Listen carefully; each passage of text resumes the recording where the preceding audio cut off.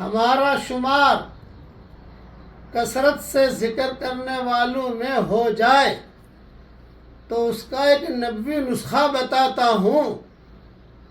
میاں بیوی دونوں تہجد میں اٹھیں اور کم سے کم 2 رکعت پڑھ لے تہجد کی، تو اللہ تعالیٰ ان لوگوں کو کثرت سے ذکر کرنے والوں میں لکھ دیں گے۔